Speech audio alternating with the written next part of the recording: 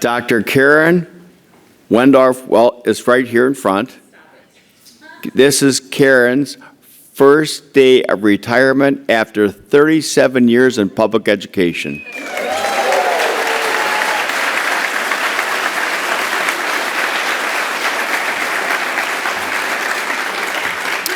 I had her as a student 35 years ago, and my hair was not gray then.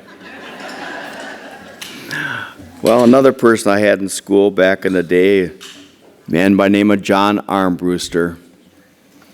Thoughtful, generous, funny. I can still remember him in class, trying to do Tai Chi. Yeah, I know. We were doing yoga before people had yoga pants. It was that far ago. But John has always been thoughtful and curious, and he got his master's degree in education and would come back. Remember when we had those Saturdays, those in-services for educators on a particular virtue, and John was always there. While John was going through our program, he came over to the Place of Grace one day for lunch. Bless you, a house of hospitality in which we serve people from the streets, strangers, each and every day for 25 years. And John, at that point, had 5 acres of land and had orchards, and then every fall he would come with a crate of apples. He'd bring his boys up to the Place of Grace and give us the best apples picked fresh from the tree. And so every time I see him at that conference, you remember me? How can you forget a guy who given you fresh apples?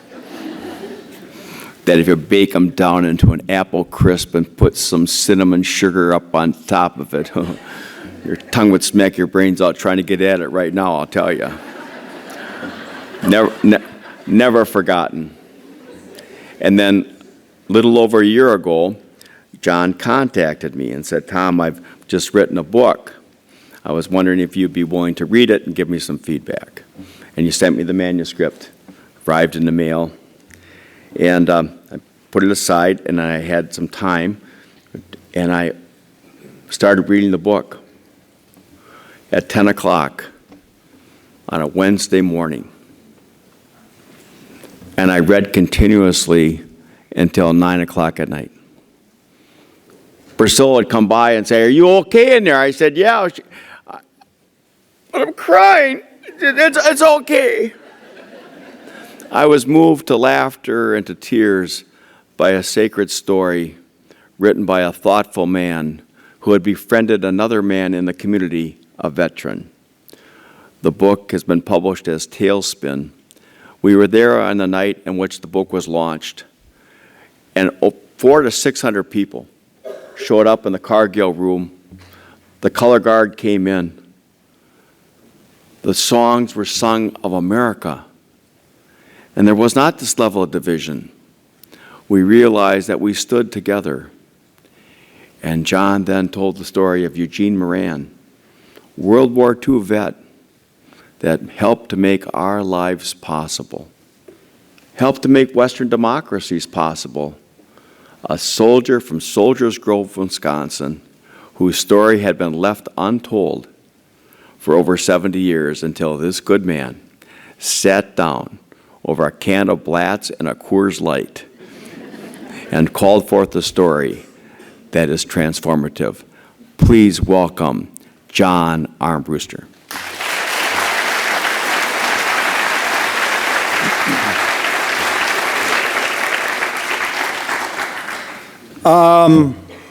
As I'm sure other speakers have said, Tom's way too kind, and I feel just a bit of a phony when I see the title of my speech today, when Nicole sent me the brochure, Grace Under Pressure, and I'm thinking about all those summers. This book took me 11 years to write. All those summers when my editor sent me back rewrites to do for the 4th or 5th time, the words exclaimed when I got her red ink would not be categorized as grace.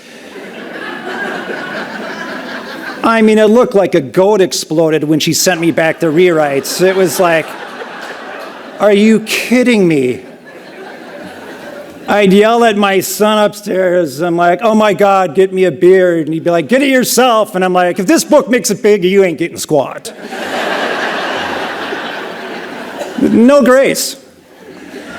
And even yesterday, now part of my program, which I'm sad to say, Part of my program is I bring Gene Moran back from the dead.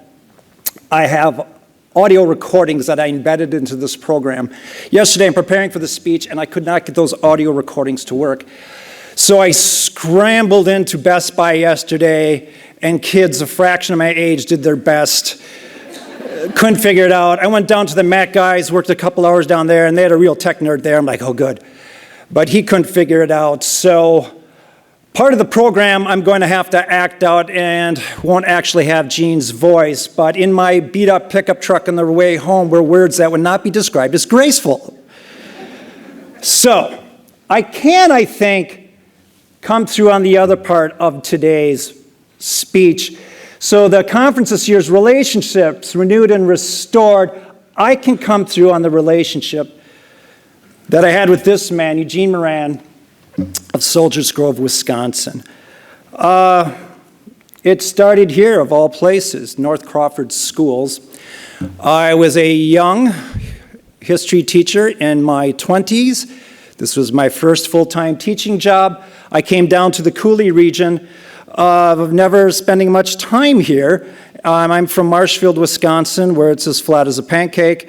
And I was a month into my teaching career, and it was my school hosted an in-service, and I didn't know many people. I didn't feel like making small talk, and two men in front of me were talking about a story, and I leaned forward. I have a quick video presentation to show you this story that I heard that day.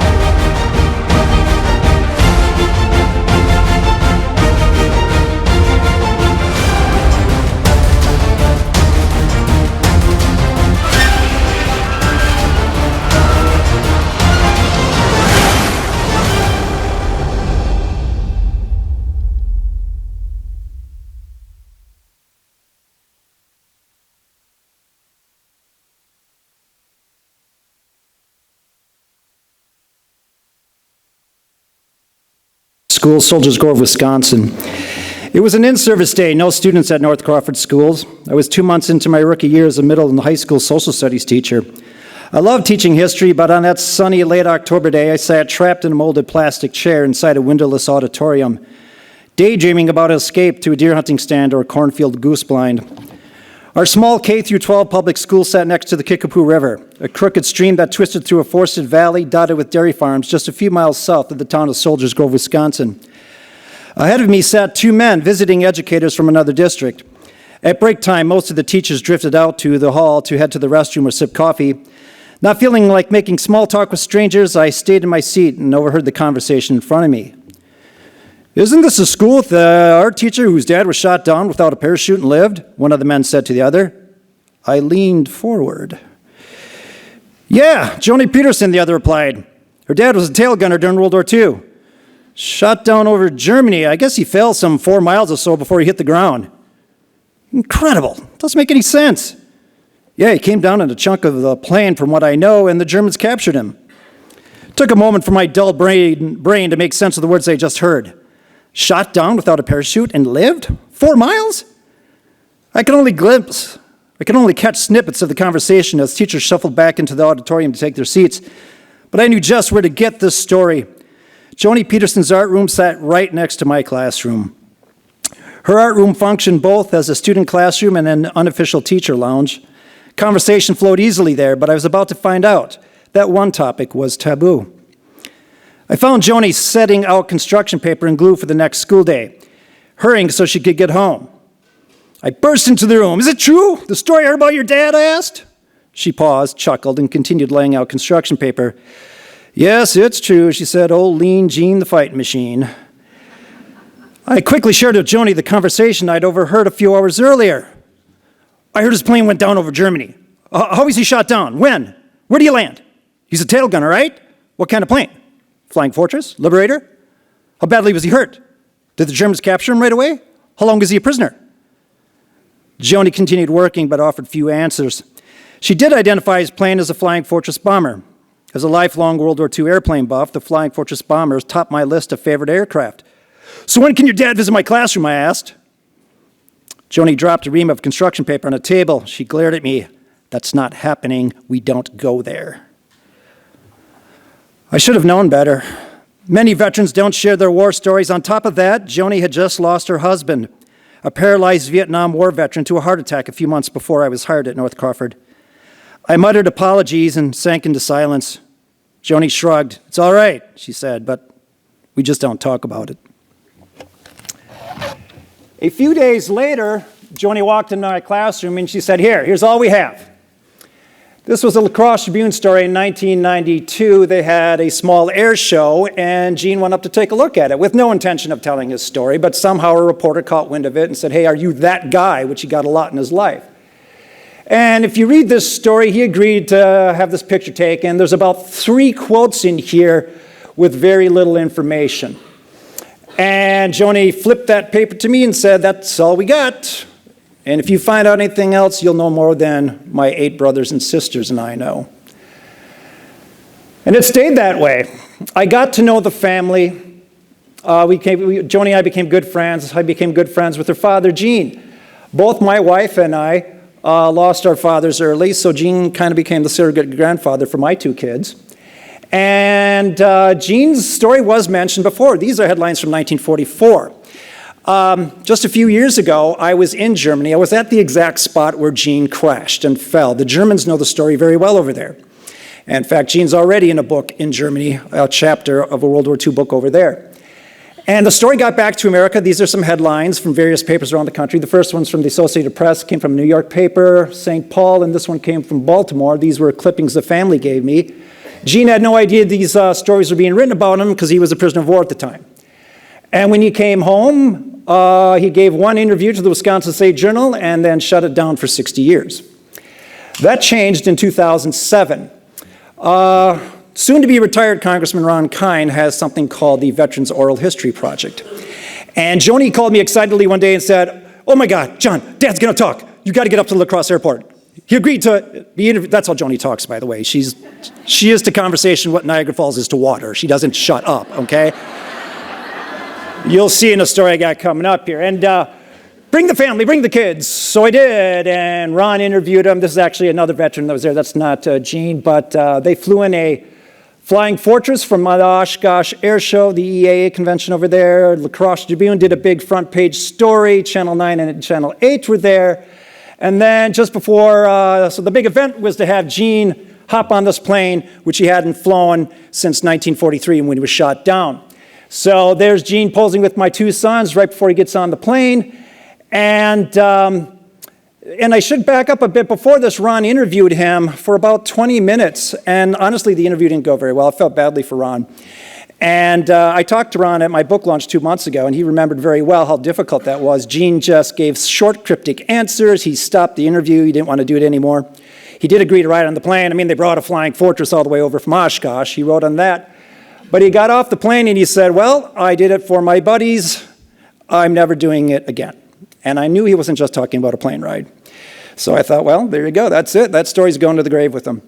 But myself and other people, including some of his Legion's friends, urged Gene's children, he had 9 kids, to get your dad to agree. He finally broke the seal here. He can't take the story to the grave. And I was one of the loudest proponents of all. And in 2010, one of the family members came up to me and said, well, then why don't you do it, big mouth? I was like, hell no. I said, I do have a journalism degree from UW-Madison. Coincidentally, we wrote for the La Crosse Tribune for a year and another newspaper up in my hometown of Marshfield. But I knew I wanted to get into teaching. I went back and finished my teaching certification. I told them, I said, I'm 20 years from writing high school basketball roundups. I'm not qualified. No, absolutely not. And the theme today, guys, and I know my book's being sold out there, and I'm like, well, it just still stuns me. I'm the accidental writer. I had no intention of becoming a writer. And I told them that. A couple weeks later, they came back to me and said, well, he's not going to do it unless you do it. He'll do it, but you have to do it. And in my ignorance, arrogance, perhaps, sure, what the heck. But I started getting very nervous. So I thought, I need some advice. Now, some of you may recognize this book. I know Tom does. Ben Logan, I believe, wrote one of the most significant books in Wisconsin history, The Land Remembers. It's a book about growing up on a farm in the 1920s and 30s. It sold 500,000 copies, a bestseller. And he spent most of his life in New York as a writer, but he came back and bought the home farm after the success of his book. And it just happened to be in my school district. And I got to know Ben. He visited my students. I visited him quite often on his farm. Can I just get a show of hands? Has anyone ever heard of this book or says this? Okay, cool, because I drop his name shamelessly every chance I get. In fact, I did it in Tom's class 15 years ago, and I was bragging, showing off with some students, and Tom called me out on it because he had a selection to read for one of his classes.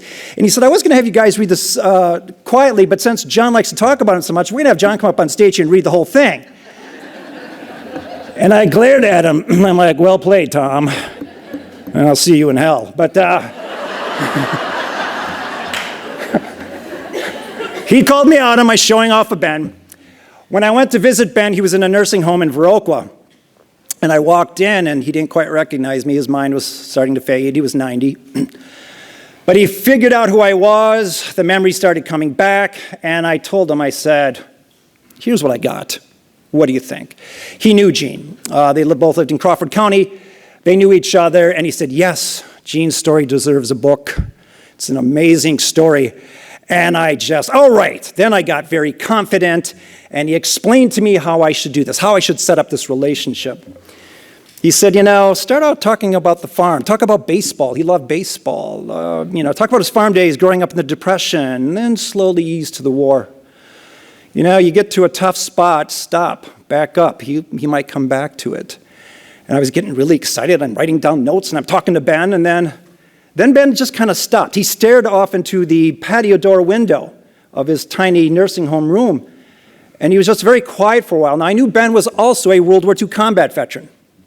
He was in the Navy. He drove a small boat onto invasion beaches. If you've ever seen the opening scene to Saving Private Ryan, that's what he did in Italy, driving these boats into invasion beaches under terrible combat conditions. I also knew Ben's World War II story. One time in World War II, he had a mission and he got very, very sick and could not complete his mission. He was the commander of this boat, 12 guys. And on that very night, a replacement officer took his job, took the boat into an Italian beach somewhere, and it hit a German mine, blew up and killed everybody. He lost his entire crew. So I'm sitting there, I'm like, oh God, did I stir up war memories of Ben? And all of a sudden he looks over at me and he grabs my arm. He's a 90-year-old man, but the grip he had, he said, you know, he said, this whole thing might blow up in your face. I'm like, okay. So it took me a few months before I finally agreed. Even Gene thought about pulling out of it, but when he heard Ben Logan said that it should be a book, he decided to go ahead with it. So in December of that year, we decide we're going to talk about the book. Now, I talked to Gene about many things before: hunting, fishing, Green Bay Packer games. He'd come to campfires at my house. I always made sure to have Blatt's beer, which I had to drink with him and wasn't my favorite. But for the first time, we had to talk about the war. And so I thought, well, we'll meet on your turf. We'll meet in a bar at a fish fry. What could be more Wisconsin than a fish fry on a Friday night? I drove straight from work and parked in front of the tavern. I sat in my dark vehicle. The car thermometer registered a mere 10 degrees. The last shards of pink sky faded tonight. I hadn't eaten in hours, but I had no appetite. Of course, I'd shared meals with Gene before, but this time the stakes were so high. I stared at the red and white neon Budweiser sign in the tavern window and wrestled with my self-doubt. I'm not a writer. I spend 50-plus hours a week at my school. I have 2 growing sons. And the question that shadowed everything, as it had for 8 years, would my wife's cancer return? My wife was suffering, she was at stage 3 breast cancer, which was about to become stage 4 brain cancer. But if I didn't write Gene's story, who would? I headed into the tavern. The place was full. Men nursing cans of Bud Light and Coors Light sat in bar stools that ringed the oval bar. Couples stood along the wall, sipping brandy old-fashioned cocktails and glasses of white Zinfandel wine, while they waited to be called to their tables. Joni and her family had already staked out a table in the rear of the dining room. Gene wore his usual bib overalls and Army Air Corps baseball cap. He sat across the table from me, next to Pauline, his new wife now of 2 years. Yes, and just as a side note of Gene, remarried at age 85. That tells you something about this guy's character. He's a stud.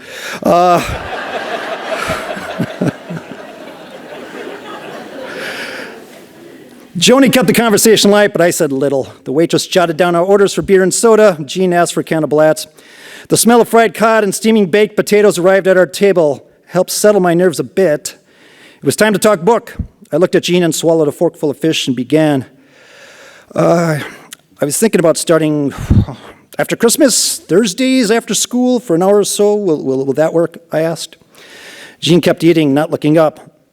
That would be fine, John. Okay, this guy spoke like he gargled gravel, okay? That's Gene's voice, you'll hear it. He replied, nodding his head, but his eyes riveted on his fish. I'd like to get in as many interviews as we can before spring, I added. Gene knew I operated a side business to supplement my teaching income. I raised apples, cherries, and raspberries on the 5 acres of my rural home. But as soon as school is out, we can pick up with the interviews. Gene nodded. I want to start talking mostly about your growing up on the farm, and we can move to the war later, I said. I hoped talk of his childhood instead of the war would put Gene at ease. But I could sense Joni was getting restless. Dad, she burst out. There's so much you haven't told anybody, she rushed on. You need to talk about your prisoner of war days and that ship ride. You know, the ship ride when the Germans transferred you? We know nothing about that. Gene stopped eating and slowly set his fork down. He set both arms on the table, looked up, and sat back in his chair. I didn't like what was happening. Joni's mention of the ship had stirred something in Gene. I closed my eyes and said to myself, Jesus Christ, Joni, shut up. You're moving too fast. She pressed on, firing questions, rapidly talking, oblivious to her father's change in mood. Gene turned toward his daughter and roared, there are some things that are never going into any book. Everybody at the table froze. Nearby diners stopped talking. I didn't know what to say or do. I thought about Ben Logan's warning to me just 5 minutes into this project, and it was already blowing up in my face. Gene, I said at last, this is your story. We don't need to do this. Gene quietly picked up his can of Blatz and took a sip. He studied me for a moment, then his face softened. "John," he said, his voice much quieter, "if we don't do it now, it will never happen." So it began January 2011 in this place right here. One of the great World War II stories in my mind starts at this very humble abode. The one thing missing, though, just to give you perspective, there was a refrigerator on this deck, which his daughters hated, this eyesore, but Gene insisted that was his beer and fishing bait refrigerator. When you're a World War II veteran in your mid-80s, you don't give a damn about aesthetics, okay? You will. So I'd walk past that, I'd go up that ramp, past that refrigerator, and every Thursday, every second Thursday, we started something I called Thursdays with Gene. And there's so many layers to the story, I could be here for 3 hours, but I'll just start here. Gene was a tail gunner in the very famed 8th Air Force. Now you got to think iconically here, he's a tail gunner, which is an iconic position on an iconic American plane in the biggest air war of all time. The largest bomber fleet ever assembled, the 8th Air Force. And what the 8th Air Force mission was to do when Europe's under the Nazi jackboot, the Americans thought they could destroy Germany from the air with big bombers unescorted by protecting fighter planes. They were terribly wrong. 43 was a killing year for the Air Force. They were losing. Gene came in at the most dangerous time. This was his plane, Ricky Tikki Tavi, and this is Gene home on summer leave right before he went to war. I remember the first time a relative researched and found a picture of his plane, sent it to me. I'm like, "Oh my God, we got a picture of the plane." And I'm like, "Well, I can't show my sons this." "Dad, let's see the plane." No. So I showed Gene the picture. I'm like, "Did your nephew get the right plane?" He's like, "Yeah, that's the Dolly." Said we got there, he said it was already a beat-up plane. They gave the beat-up planes to the new guys that already had a dozen missions on it. Ricky Tikki Tavi was the name of the bomber. Now, Ricky Tikki Tavi is a fictional mongoose from a Rudyard Kipling book. What it has to do with a naked woman riding a bomb, I don't know, and I don't want to know. I have no idea the connection. These are Gene's, and this conference is about relationships. And if you read my book, you will see a relationship with each one of these men. And Gene wasn't one to wax eloquently about emotions and relationships, but he often said, we were closer than brothers. He just adored these guys. That's Gene in the upper left-hand corner. These would be the men he'd go to war with. They trained together, they partied together, they went to church together, they got in trouble together, and they would fight and die together. Now, for this air war, you had to complete, at the time in 43, 25 of these very dangerous missions that you saw exhibited in the video I showed you earlier.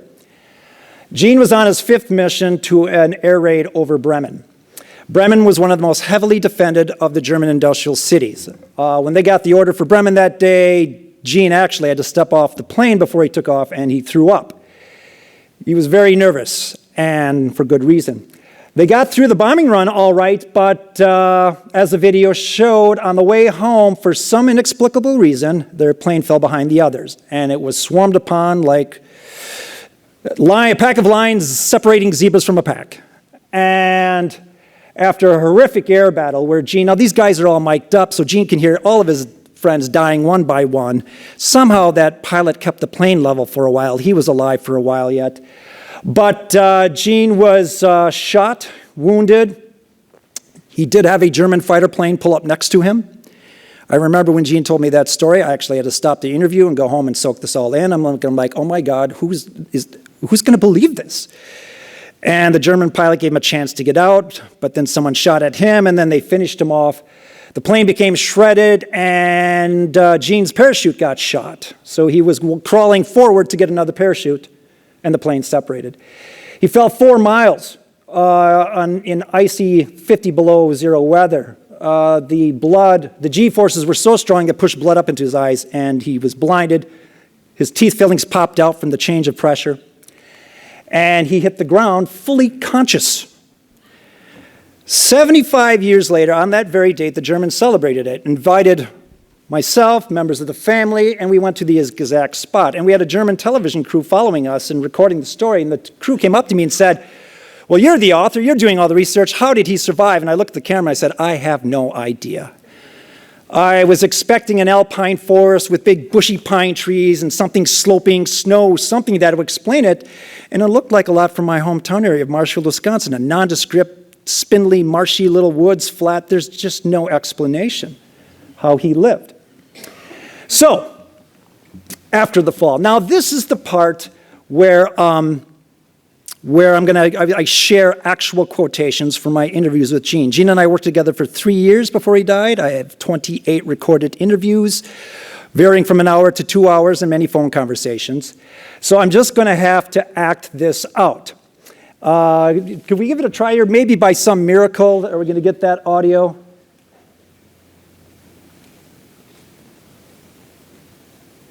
We might have it. Were you stuck up there? No. I couldn't. When it settled in, I caught it on the upswing. I caught the tree. You caught the tree, yeah. They said let in a tree. I didn't light in no tree. I lit again the tree. You laid against the tree? Against the tree on the upswing of the... Okay. When you were twisting, you're coming in. Yeah, and this open part was down on the ground. Okay, that makes sense. And I crawled out the open part. Were you still conscious? Because then this open part dropped right down on the ground. And then the open part kind of slid into the ground. And I got turned around and crawled out. And by that time, the Frenchmen were there. That fast? Yeah. Oh, hell, they were watching the whole thing. And how quickly between the time you crawled out and the Frenchmen were there? Well, it could have been over 5 minutes. 5 minutes, because they'd been watching. They'd been watching. They were just jabbering and going on, pointing at the sky, pointing at me, and pointing at the tail of the plane.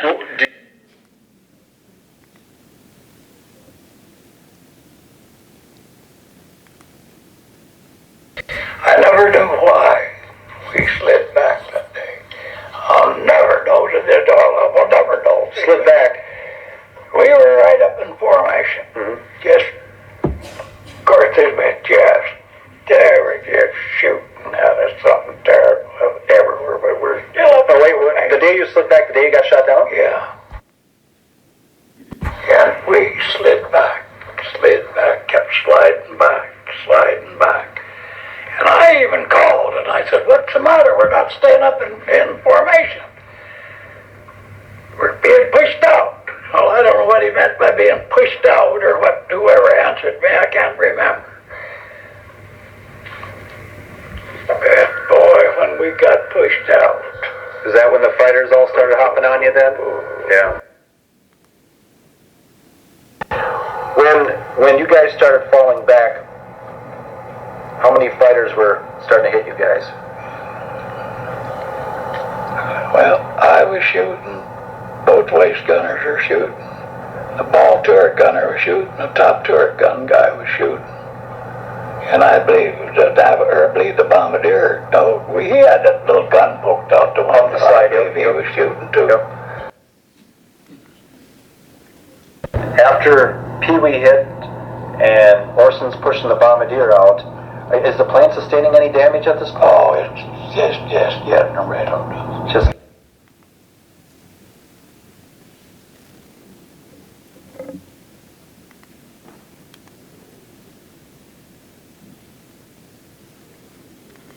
Okay, at this point, we may have lost the audio. Oh, is it there?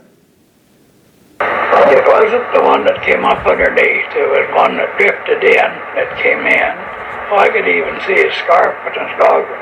Yeah, you said you could see a scarf in his goggles. Yeah, and he pointed down. He pointed down.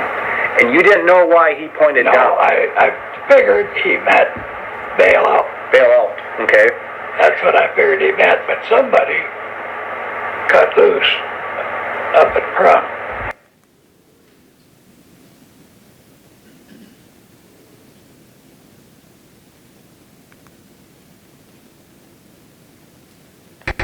But you gotta remember, I got a bone sticking out of this arm. Oh, well, I didn't know. When did that happen? Oh, that happened through the mission. See, it started here and come up here, and I got bone sticking up through. When did that happen in the mission? On that mission. But I mean,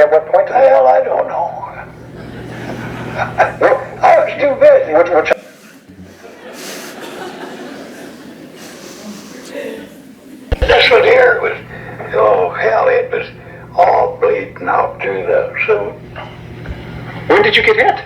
I didn't know you'd been hit before that. Oh, God, I was hit 3 or 4 times. Had all these ribs broke.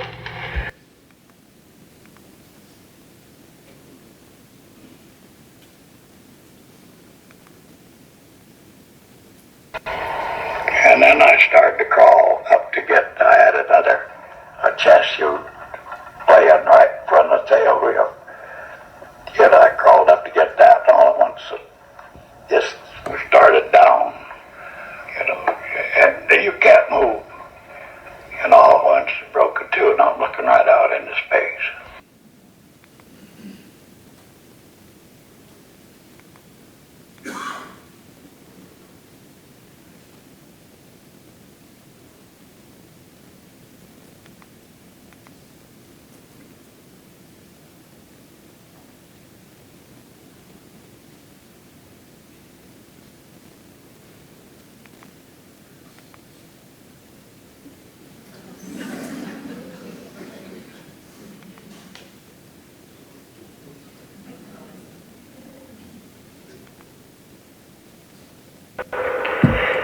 He said, young man, he said, you come back with any more of these forged papers. And he said, you won't need to have to worry about going into service. He said, I admire you for wanting to get into service this bad. But he said, you forged any more papers. And he said, I'll have you put where you won't need to worry about the service. So.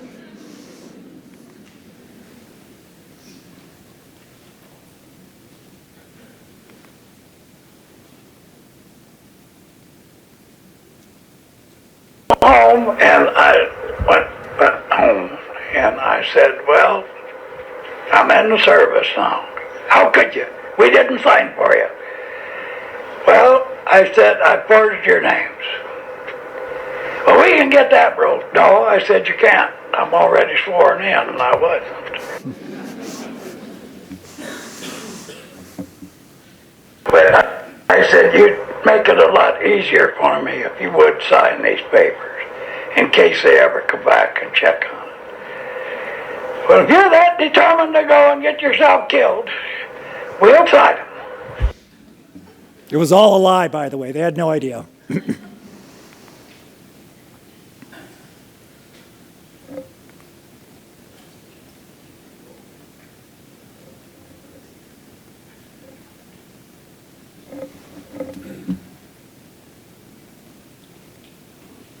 Is it up in that corner? Whoops. Back up in that corner up there. Upper top right. Or top left.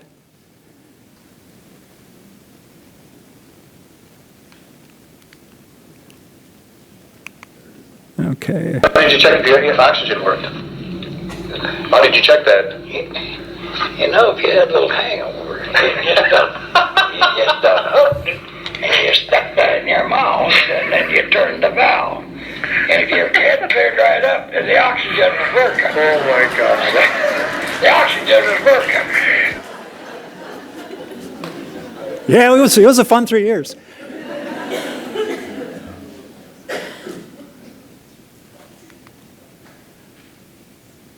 Otherwise, we called everybody by our first name. You did? Officers too? Oh, yeah.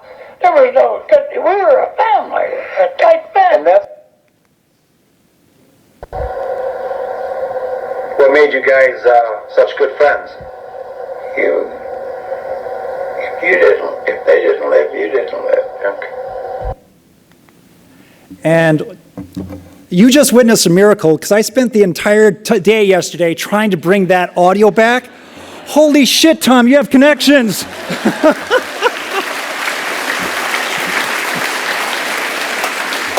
Excuse my expletive again. I said I was a little weak on the grace parts, okay?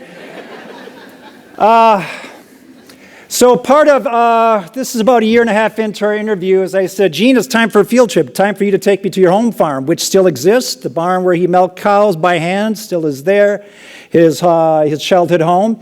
And we snapped pictures outside the barn. And a week after this picture, I was back home, and my wife came, we were doing yard work, and my wife came up to me, she said, something's wrong, I'm not feeling well.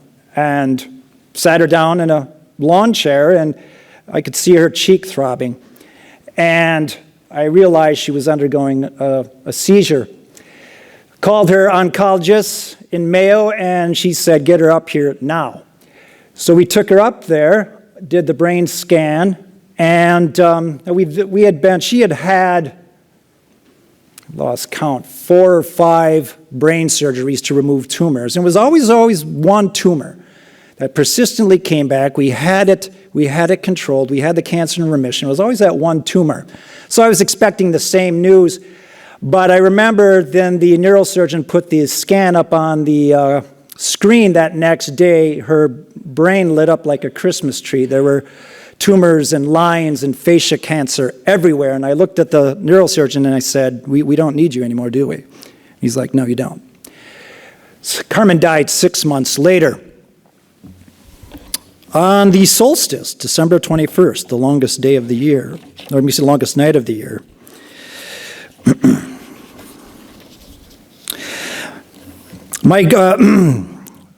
So this is about February 2013, a few months after Carmen died. My grief continued to pour out in rage. Something would have to pay for taking away my son's beautiful mother. My next target was the juice machine. I'd bought the juicer the previous summer. It was a crazy last-ditch effort to stop Carmen's cancer. An acquaintance I'd run into during a grocery trip explained how she thought her husband's brain cancer went into remission after he drank homemade juice mixed with ground turmeric and ginger. I kept using the juicer after Carmen died. Who knew? It might help me. I couldn't let the boys lose their father, too. I drank an herb-loaded smoothie instead of orange juice and a donut. I also squeezed fresh juice for the boys so they'd get their quick nutrition before catching the bus to school. But the machine had been jamming up, delaying our hurried breakfasts. One morning, it seized up for the last time. The boys sat silently on their stools by the kitchen island, wolfing down Multimeal. I calmly unplugged the juicer, then I lifted it, raised it above my head, and slammed it onto the kitchen floor. The juicer atomized. Shards of black plastic radiated across the tiled surface. Whenever you're ready, John, was all Gene said when I called on the phone to ask if he was ready to get back to work. It was almost a year since our last interview. I stared at Gene's front door, as familiar as my own. I walked inside and took my place at the table. Gene, clad in his bib overalls and flannels, sat finishing up a game of solitaire. I opened my carrying bag and pulled out the voice recorder, pens and legal pad. Gene put away his playing cards, then rose and reached in the refrigerator. The routine had returned. How did you feel this winter, I asked. Oh, not so good, John, Gene answered as he cracked open my Coors Light and placed it in the can cooler. I had such trouble breathing, I had to go in and get fluid drained from around my heart that was building up. I felt better this morning, but now I'm so damn weak, John. I noticed Gene's voice was softer, lacking the spunk I'd always known. Well, when I called this morning, you could have said no, I replied. All you had to do was, no, Gene cut me off. Let's get going again, he answered, handing me my beer before taking his usual seat. I took my first swig and soaked in my return to this familiar place. Everything was as I'd left it our last interview 10 months ago. Gene's third eye, his magnifying glass, topped the stack of newspapers and envelopes that cluttered the end of the table. Next to that pile sat his can of Copenhagen chewing tobacco, a cribbage board, and 2 decks of cards, one for solitaire, the other for euchre. I glanced at the decorative glass plate with the scene from the Last Supper hanging from the wall. Over on the picture shelf sat the photo of Gene's mom and dad, the Virgin Mary statue, and the framed poem from his daughter Bridget, bragging about beating her dad at euchre. But something was new. My breathing stopped. When I looked at the picture shelf again, a small frame with a photo of Carmen and Gene. It was taken during our visit to the farm last May. Gene stood in front of the red barn wearing his bib overalls and holding a cane. Carmen was next to him with both arms wrapped around his shoulders. When did you... I've never seen... My voice trailed off. Gene nodded. He said nothing and waited. I sat transfixed. There she was, with Gene. She was here.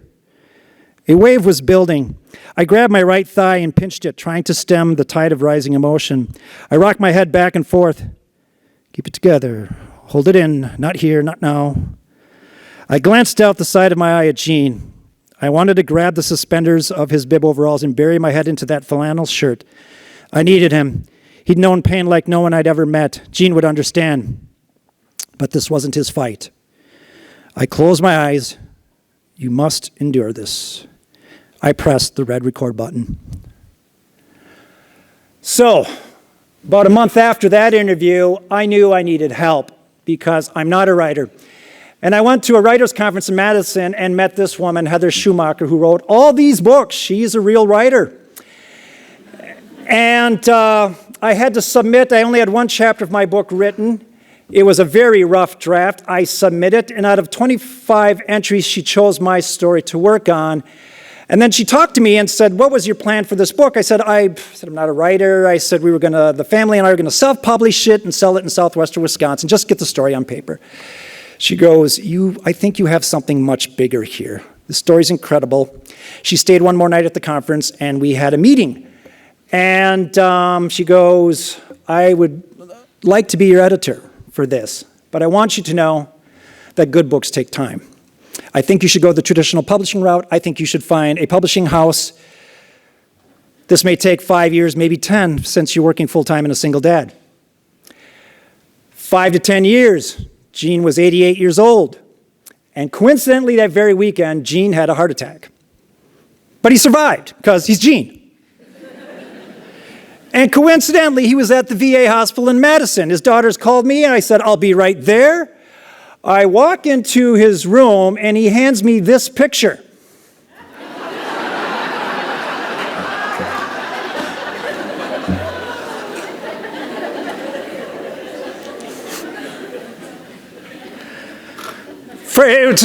I walked in. Hey, John, get a load of this. I'm like, you son of a gun.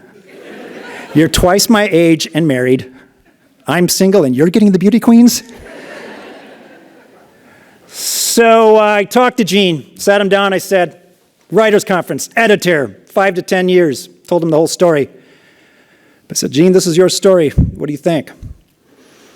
And he sat there and he goes, well, if I don't read it down here, I'll read it up there. He said, let's go for it. So we did. So my editor, we started putting the story together, and she said, my God, this is so, I've heard about this, many of you have too, the story of Unbroken, Louis Zamperini, a very similar story of a plane going down and POW experience in the Pacific. She said, it's a lot like that, but she said, I'm so intrigued by these interviews that you've shown me. This guy sounds like a real character, as you have witnessed. She said, could we do kind of a Tuesdays with Maury thing? And I'm like, yeah, I like that idea. Let's start off each chapter with Gene as an old man, and then we'll kind of melt into the war story. And she's interviewing me, and then she said, wait a minute. I told her about Carmen. She said, wait a minute, your wife was dying during this whole process? I'm like, yeah. She said, well, that has to be part of the story. She goes, if you're going to include yourself as a character, this has to be, as a reader, we have to know this. I'm like, no. I said, I lived it. I'm not going to write about it. And she said, but this is like Steel Magnolias. She said, we could really have something here. And at first I resisted. Long story short, I started writing it a few years later. But I really wasn't into it. It was kind of half writing. And my editor could be very blunt with me. And she would send it back to me. And she says, I don't like this. This is boring. This is cliche. I'm not feeling it from you. You're either going to do this or you're not. And then I got pissed. I said, do you want to know what it's like? So I wrote a couple chapters, and I laid bare every detail I could about that horrible experience. Sent the rough draft to her. She sent it back to me. She said, John, I cried 3 or 4 times. You're finally becoming a writer. So it's not just a war story. It's about relationships. And if you would give me one moment, and I've got one slide, and then I'll take questions according to the format I've been told. That's fine. That's fine. When's the last time you followed the format? Let me see, 1, 2, 3, 4, 0, Tom, okay? If you'll give me a moment to be immodest here, this is one of the reviews, but I thought it fits so well with this conference, if you could take a second to read that.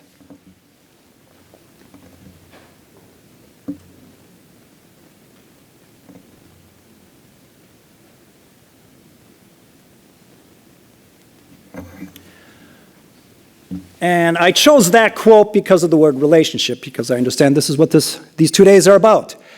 And I simply can't put into words this relationship. Now, the funny thing is, I have pictures of Gene with my wife, I have pictures of Gene with my sons. Ironically, all the years we knew each other, no one ever took a picture of us. So I had a very special friend that had a painting done of us to celebrate the completion of my book. And she also gave me a ride in a flying fortress last summer at Oshkosh. I rode in the very same plane Gene did. A memorable day because I got off the plane and I threw up. So I can write about bomber boys, but I can't fly them. And that ends my presentation. Do we want to do Q&A right now? But you have to give us the final toast Final toast. of his daughter, and then you... Yes! All right, I'll give you the final toast. Gene died in March of 2014. He had another heart attack. He was 89 years old. Again, he survived the heart attack, but he was fading. So he's at Gunderson. He's got all 9 kids, grandkids there. And the doctor came in and said, here's what we're going to have to do to keep you alive. And Gene said, no, I'm done. It's time. Said goodbye to all his family. The entire family stood around his bed. Someone went downtown and got some of that orange liqueur, Grand Marnier or something. And they gave a toast, and they all said something. And Gene's middle daughter said to Gene Moran, the toughest son of a bitch to ever draw a breath. And then he died. So.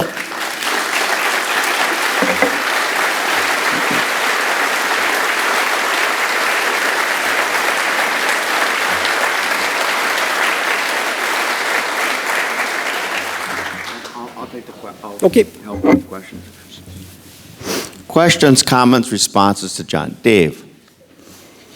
I had an uncle that was captured on the Corregidor, and when he told his story, though, it was not ever an order. He would jump, and you didn't know which year you were in, what event. Did you run into that same problem in your interviews? That was he able to keep it in chronological order of things happening, or did he jump all over the place, and you were kind of had to do that? Yeah, we would often jump around, and I'd come back a lot. I got to admit, whenever you do something like this, I've talked to other writers, you're dealing with someone recounting stories 60, 70 years. You know, are they embellishing? Are they filling in gaps that weren't there? But boy, Gene really stuck to the details of the story. There was never a moral lesson with him, nothing patriotic. He said, I joined the Army Air Corps for one reason, and that was to stop milking cows. He was sick of farm life. He was a lifelong Catholic, but he never preached religion. He simply told the story. And we worked together for 3 years, and then for 8 years I did a lot of research. And every time I came across someone that shared Gene's experience, I was quite amazed at how Gene nailed it. He really did really, really well in those interviews. Please. Why do you think Gene chose you to tell his story? I have no idea. The question is, why did Gene choose John? What might your insight be? The only thing, because I knew him and we were friends, and we had talked about things Wisconsin dudes talk about, hunting, fishing, Packers. I remember watching a football game. Brett Favre throws a touchdown. Yay! Brett Favre throws an interception. That son of a gun. And that was our conversation. And you know, everyone was pushing for him to write a book, including myself, so I was quite shocked when they came up to me. Yeah, for years I held a story that his kids had no idea. I knew much more about their father than they did. Perhaps there was some distance with me, but yet he trusted me, but he would not share his story with a professional writer. So it was like jumping off a 40-foot tower into a bucket of water trying to do this. Here I am. John. John, excellent book, but I thought what was one of the best parts is the fact that you told his story after the war and all his struggles. And in that last chapter where you said if you didn't share that story, it would have been work of fiction. Yeah, that was not easy, and there was controversy there. Some of the kids wanted to share the stories of PTSD and the very difficult days that their father had after the war. Some of the kids did not. A family fight brewed over that, and it got to the point, and I'm like, oh my God, I want this to be done. And my editor said, well, you're going to have to make a decision. I said, either you don't write about it or you do, and either way you're going to have enemies. And I thought, one of his daughters said, we hear about PTSD with Vietnam veterans, and should. But a lot of these World War II guys came home to heroes. It was the good war. They defeated fascism and Japanese militarism. They were the good guys. They suffered too. And I'm like, you're right. And so I wrote those stories. And some of the kids shared them with me and some did not. That was their choice. But once it was all done, there was a healing. The family got together. I remember we had to do this during the height of COVID. We had a big phone call conference. One child had died of cancer, but all 8 kids got in and said, I was against this at first, but now that I've read the whole book, thank you. So happy ending to that story, but it was tough for a while. Please. I just want to say thank you for sharing your story as well. Yeah, not my idea. It wasn't. And I talked it over with my sons, and at first they said no too. It's like, Dad, this is Gene's story. It'll take away from his story. But I think the way my editor and I melded the stories together, and in a way, it immortalizes Carm's fight. I mean, for 10 years she had cancer. 9 of those years it was brain cancer. And I remember one oncologist at Mayo saying, this is a very unusual story. People don't survive brain cancer this long. So her fight was chronicled as well. James. So, based on that relationship you developed with him, that obviously sounds like, I don't know, you feel maybe you kind of formed a relationship over that time like he did with his guys? Not the guys, but like some sort of relationship similar? I was just going to say never as close. And the Germans knew this too. They knew how close these guys were because Gene was captured, and after his horrible wounds healed, he was interrogated, and they would pick on that. They knew how close these guys were to get information. There was one other guy that survived the plane. You could have written a book about him too. When the plane blew up, he blew up with it, but had a parachute on and it didn't kill him. And in fact, I've been to the exact spot where he landed, and there's a historical marker there. But anyway, yeah. As Gene went on over 3 years, I think he became more comfortable. And I took Ben Logan's advice. I waited on the war stories. But there were a couple bad days, and I've written about those in the book where I had to stop. And I thought... Where you're at now with him up there, obviously looking down on you, if you were to go by and pass him, what do you say to you right now based on everything that's transpired since you published the book? I can't speak for him, but I'd look at him and say, hey, we did it. Please.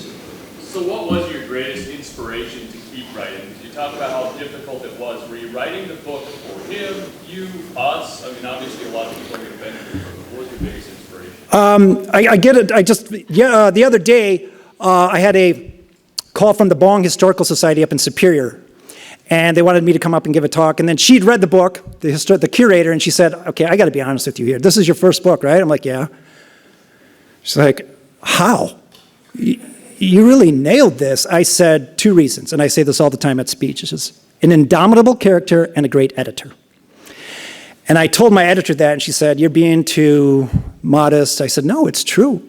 She said, but you persevered. I said, I had to. When Gene died, we had an unwritten agreement between us that I was going to see this through. That is what motivated. It had to get done. If I had to chop down trees and pound pulp out of those trees to get paper to write this book, I would have. It had to get done. And that's it. Jerry. Along that line, John, has this sort of now consumed your life, or do you lead a life? Nope, it's consumed it. I have 35 speaking events this year. I'm a teacher, and I am going back to work this September, and I have no summer. This is what I'm doing this summer. So. Please. Is there a screenplay? Ha! The question was, is there a screenplay? I get that question I think there's a lot of buzz about it right now. And I always tell people this. I grew up in a small town of 200 people, a farm town. My dad was a carpenter. My mom was a school cook. We don't know a lot of Hollywood types. I have no idea. I have no connections. If someone approached me about it, of course I would talk to them about it. But right now, nothing. No. So if you know someone, let me know. Please.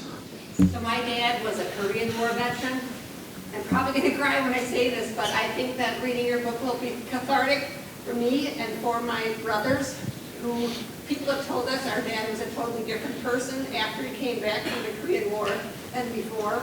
And so recognizing that PTSD war veterans experience it, I'm looking forward to reading your book. And I appreciate your honesty with your emotions, because this happens every time. This is about the 10th presentation I've done or book signing. Every time I've hugged someone crying. Every time, whether it's a child of a veteran or a spouse or child of a cancer victim. Every time. We tried to get him to do the Telling Your Stories project that I think it was the VA had going through, introduced by Ron Kine, and he said he'd consider it, and he died before we could start. I think that's one thing I found in my research is how many people could have written a book. These were extraordinary times. I know The Greatest Generation gets a lot of press. Some people resent that a little bit, but they were truly extraordinary times and extraordinary stories that I hope we never have to tell again. Okay, one last comment up there in the corner, please. I just want to give a shout out to you, Mr. Armbruster. In front of everybody, he taught my children at Armbruster. I am from Soldier Grove. Oh, okay. I see that, okay. Jordan and Maddie Barr. Yes. Yes. And through a very difficult time in our life, Mr. Armbruster was there for my son. I don't know if you remember it, a football game that you kept running the flag until that kid made the touchdown.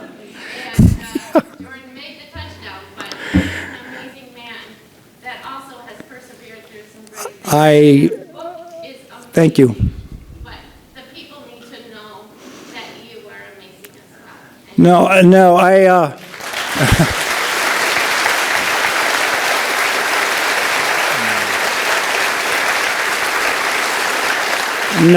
I feel that way about anyone who steps into a classroom. And as a parent, I thought you'd be upset because we ran that play about 10 times. Yeah, they were going through a tough time in their family, and I wanted her son to score a touchdown. And the other coach must have figured it out. And the kid finally scored, but took quite a beating before that happened. So, sorry.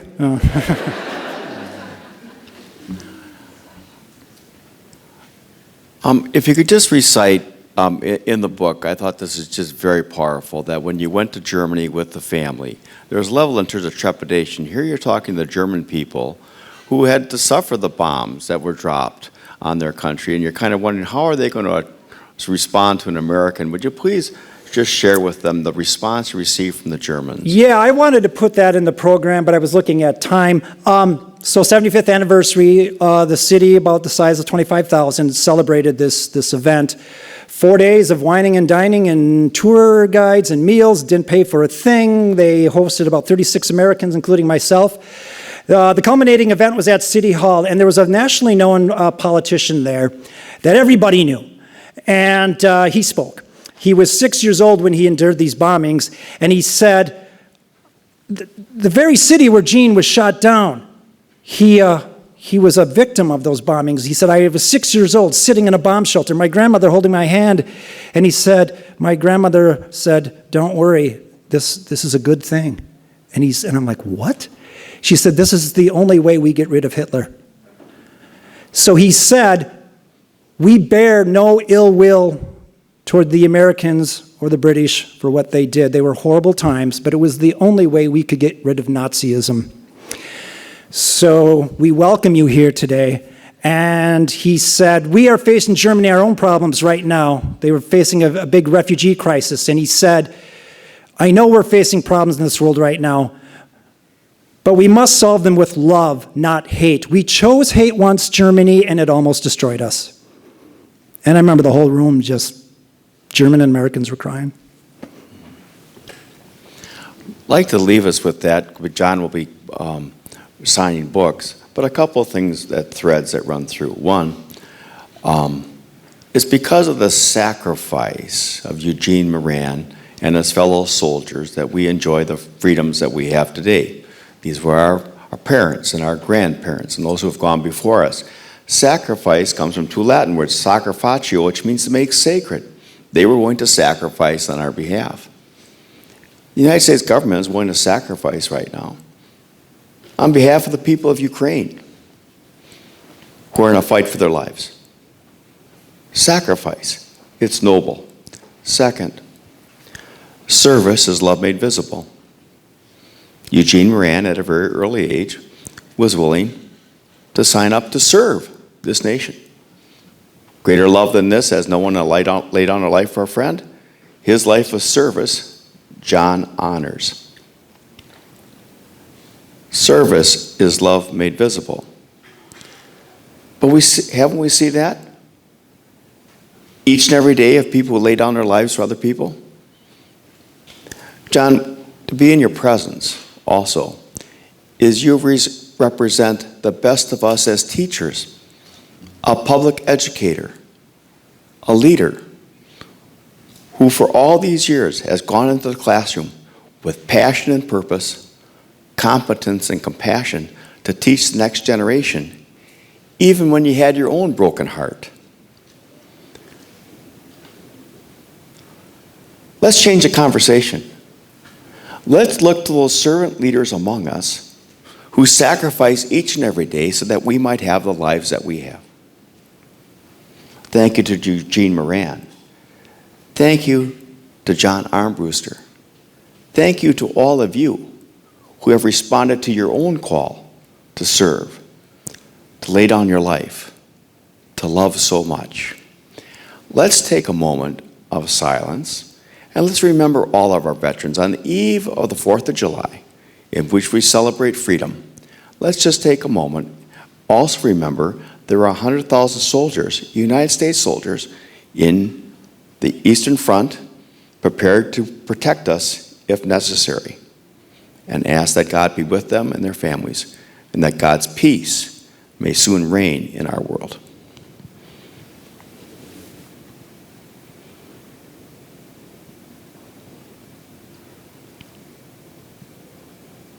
Thank you. One more time, please thank John Armbruster.